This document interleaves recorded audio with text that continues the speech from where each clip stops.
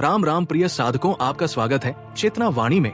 आज जो रहस्य आप सुनने जा रहे हैं उसे सुनने के बाद शायद आप पहली बार समझ पाएंगे कि आपका भाग्य जाग रहा है या अभी भी गहरी नींद में सोया हुआ है। कहते हैं जब ईश्वर किसी मनुष्य का भाग्य बदलने का निर्णय लेते हैं तब धन आने से पहले 8 ऐसे संकेत प्रकट होते हैं जिन्हें संसार अनदेखा कर देता है। अष्टावक्र ने इन्हें भाग्य का चमत्कार नहीं बल्कि चेतना के जागरण का प्रमाण बताया। यदि इन 8 संकेतों में से एक भी आपके जीवन में दिखाई देने लगा है तो इस कथा को अंत तक अवश्य सुनिए, क्योंकि हो सकता है आपका जीवन भी बदलने की दहलीज पर खड़ा हो। घने वृक्षों की छाया से दूर एक शांत स्थान पर महर्षि अष्टावक्र अपने शिष्यों को आत्मज्ञान का उपदेश दे रहे थे। उनके चारों ओर ऐसा मौन था जिसमें पक्षियों की मधुर ध्वनि भी ध्यान का हिस्सा प्रतीत होती थी। उसी समय एक युवक वहां पहुंचा। उसके वस्त्र साधारण थे, आंखों में थकान थी और चेहरे पर अनेक वर्षों का संघर्ष साफ दिखाई देता था। उसने अष्टावक्र के चरणों में प्रणाम किया और बोला, गुरुदेव, मैं वर्षों से परिश्रम कर रहा हूं। कभी धन नहीं टिकता, सम्मान नहीं मिलता, हर प्रयास अधूरा रह जाता है। लोग कहते हैं कि मेरा भाग्य बंद है। कृपा करके बताइए, भाग्य कब खुलता है और मनुष्य कैसे पहचान सकता है कि उसका शुभ समय आने वाला है? अष्टावक्र ने उसकी ओर गहरी दृष्टि से देखा। कुछ क्षण मौन रहे, फिर मुस्कुराकर बोले, फास, भाग्य बाहर नहीं खुलता, पहले भीतर खुलता है।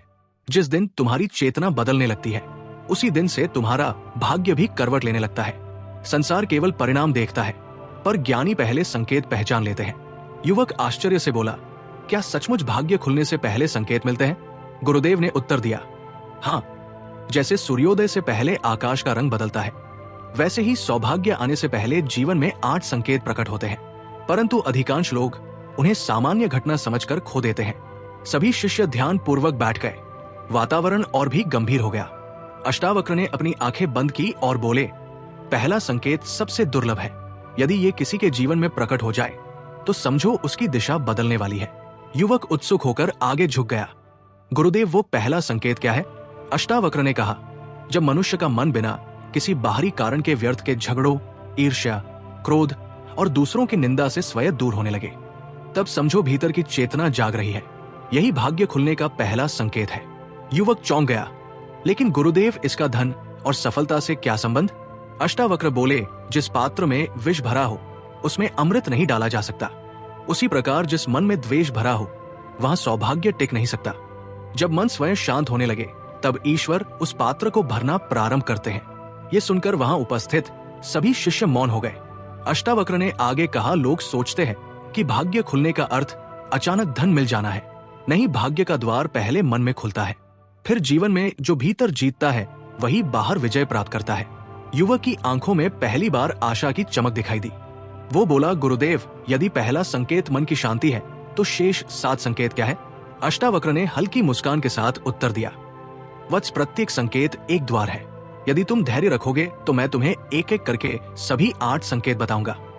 पर दूसरा संकेत इतना रहस्यमय है कि उसे जानने के बाद तुम्हारा जीवन कभी पहले जैसा नहीं रहेगा। उसने विनम्रता से पूछा, गुरुदेव, यदि मन की शांति पहला संकेत है तो दूसरा संकेत कौन सा है? ऐसा कौन सा परिवर्तन होता है जिसे देखकर ज्ञानी समझ जाते हैं कि ईश्वर की कृपा निकट है? अष्टावक्र ने कुछ क्षण आकाश की ओर देखा और बोले, वत्स, जब भाग्य का द्वार खुलने लगता है तब संसार नहीं बदलता, पहले तुम्हारी दृष्टि बदलती है। यही दूसरा संकेत है। युवक आश्चर्य में पड़ गया। दृष्टि बदलती है, इसका क्या अर्थ है? महर्षि ने उत्तर दिया, जिस व्यक्ति को पहले हर जगह दोष दिखाई देते थे वही अब हर घटना में कोई शिक्षा खोजने लगता है। जो पहले दूसरों की सफलता देखकर जलता था वही अब उनसे प्रेरणा लेने लगता है। जो पहले हर कठिनाई को अभिशाप मानता था वही अब उसे अपने विकास का साधन समझने लगता है। सभी शिष्य ध्यान पूर्वक सुन रहे थे। अष्टावक्र आगे बोले, याद रखो, भाग्य कभी उन लोगों का साथ नहीं देता जो केवल शिकायत करते हैं।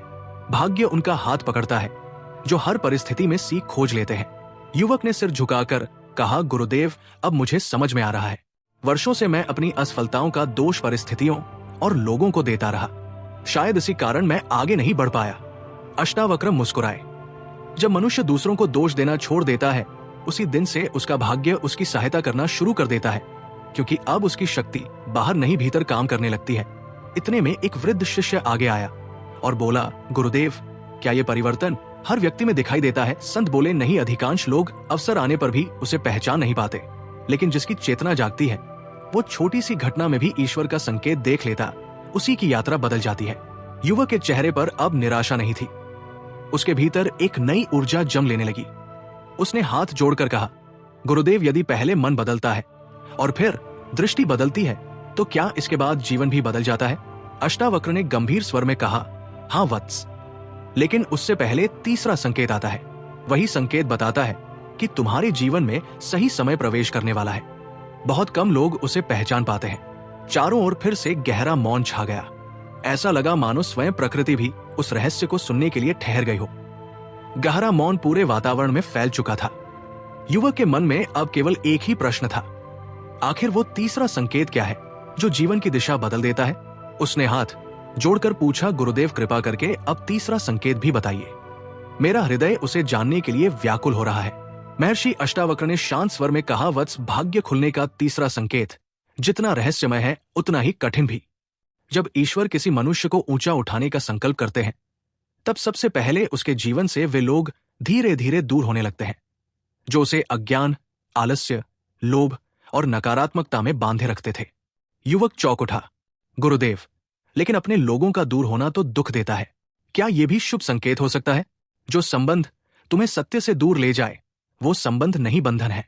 और जब भाग्य जागता है तो ईश्वर पहले उन बंधनों को खोलते हैं। उस समय मनुष्य को लगता है कि सब कुछ छीन रहा है, जबकि वास्तव में उसके लिए नया मार्ग बनाया जा रहा होता है। शिष्य एकाग्र होकर सुनते रहे। देखो, जब किसान नया बीज बोता है तो पहले सूखी घास और खरपतवार हटाता है। यदि वो ऐसा ना करे तो उत्तम बीज भी फल नहीं देगा। उसी प्रकार ईश्वर भी तुम्हारे जीवन से उन लोगों और आदतों को हटाते हैं जो तुम्हारे विकास में बाधा बनती है। युवक की आंखें भर आई। वो बोला, गुरुदेव, कुछ समय से मेरे कई पुराने मित्र मुझसे दूर हो गए। मुझे लगा मेरा समय खराब चल रहा है। क्या यह संभव है कि मैं उसे गलत समझ रहा था?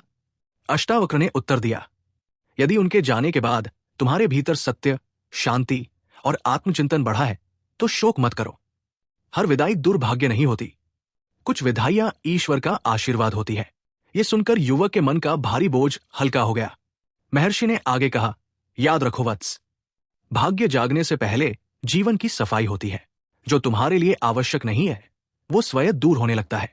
जो आवश्यक है वो सही समय पर तुम्हारे पास आ जाता है। युवक ने विनम्र होकर पूछा, गुरुदेव, यदि ये तीसरा संकेत है तो चौथा संकेत क्या है? अष्टावक्र की आंखों में अद्भुत तेज प्रकट हुआ। उन्होंने धीमे स्वर में कहा, चौथा संकेत सबसे सूक्ष्म है। जब वो प्रकट होता है तब मनुष्य बिना किसी बाहरी दबाव के सत्य, ज्ञान और आत्मचिंतन की ओर आकर्षित होने लगता है। यही वो क्षण होता है जब उसकी आत्मा उसे उसके वास्तविक मार्ग पर बुलाने लगती है। युवक के हृदय में उत्सुकता और बढ़ गई। वातावरण पूर्णतः शांत था। ऐसा लग रहा था मानो समय भी महर्षि अष्टावक्र के अगले शब्दों की प्रतीक्षा कर रहा हो। युवक की आंखों में अब भय नहीं बल्कि सत्य को जानने की तीव्र जिज्ञासा थी। उसने विनम्र होकर पूछा, गुरुदेव, आपने कहा कि चौथा संकेत सबसे सूक्ष्म है, कृपया उसका रहस्य बताइए। महर्षि अष्टावक्र ने अपनी करुणामय दृष्टि युवक पर डाली और बोले, वत्स, जब भाग्य वास्तव में जागने लगता है तब मनुष्य का आकर्षण संसार के शोर से हटकर सत्य की ओर बढ़ने लगता है। बिना किसी दबाव के उसका मन ज्ञान, आत्मचिंतन, सत्संग, ध्यान और मौन की ओर खींचने लगता है। यही भाग्य खुलने का चौथा संकेत है। युवक ने आश्चर्य से पूछा, लेकिन गुरुदेव, क्या केवल ज्ञान की इच्छा भी भाग्य का संकेत हो सकती है? हाँ वत्स, जिस दिन मनुष्य केवल धन नहीं बल्कि सत्य की खोज करने लगे उसी दिन समझो उसकी आत्मा जागने लगी है। धन जीवन को सुविधाएं देता है पर ज्ञान जीवन को दिशा देता है, और दिशा के बिना प्राप्त संपत्ति भी अधिक समय तक नहीं टिकती। एक शिष्य ने प्रश्न किया, गुरुदेव, संसार में तो अधिकांश लोग केवल भौतिक सुख चाहते हैं, फिर ज्ञान की चाह इतनी दुर्लभ क्यों है? महर्षि ने उत्तर दिया, क्योंकि सोई हुई चेतना बाहर दौड़ती है जबकि जागी हुई चेतना भीतर उतरती है। जब भीतर की यात्रा शुरू होती है तभी वास्तविक परिवर्तन प्रारंभ होता है। युवक अब गहरे चिंतन में डूब चुका था। उसे याद आया कि कुछ महीनों से बिना किसी कारण उसका मन आध्यात्मिक ग्रंथों, सत्संग और एकांत की ओर आकर्षित होने लगा था। पहले वह इसे समय की बर्बादी समझता था, लेकिन अब उसे उसका अर्थ समझ आने लगा। याद रखो, ईश्वर पहले मनुष्य के भीतर प्रश्न जगाते हैं, फिर उनके उत्तर तक पहुंचने का मार्ग भी दिखाते हैं। जिस हृदय में सत्य की प्यास जाग जाती है वहां सौभाग्य अधिक देर तक दूर नहीं रहता। युवक की आंखों से कृतज्ञता के आंसू बह निकले। उसने हाथ जोड़कर कहा, गुरुदेव, अब मुझे लगने लगा है कि भाग्य केवल बाहरी सफलता नहीं बल्कि भीतर का परिवर्तन है। महर्षि ने संतोषपूर्वक कहा, वत्स, तुम सत्य के निकट पहुंच रहे हो, लेकिन अभी यात्रा अधूरी है। 4 संकेत शेष है और उनमें से 5वां संकेत ऐसा है जिसे लोग अक्सर दुर्भाग्य समझ बैठते हैं, जबकि वही उनके जीवन का सबसे बड़ा वरदान होता है। ये सुनते ही सभी शिष्यों के मन में उत्सुकता और बढ़ गई। महर्षि अष्टावक्र के अंतिम शब्द सुनकर सभी शिष्य गहरे विचार में डूब गए। युवक के मन में एक ही प्रश्न बार बार उठ रहा था। उसने विनम्र होकर पूछा, गुरुदेव, यदि कठिनाइयां भी भाग्य खुलने का संकेत हो सकती हैं, तो कृपया इस रहस्य को विस्तार से समझाइए। महर्षि अष्टावक्र ने गंभीर स्वर में कहा, वत्स, जब ईश्वर किसी आत्मा को ऊंचा उठाना चाहते हैं तो पहले उसकी परीक्षा लेते हैं। यही भाग्य खुलने का 5वां संकेत है। अचानक जीवन में ऐसी परिस्थितियां आती हैं जो मनुष्य के धैर्य, विश्वास और चरित्र की परीक्षा लेती है।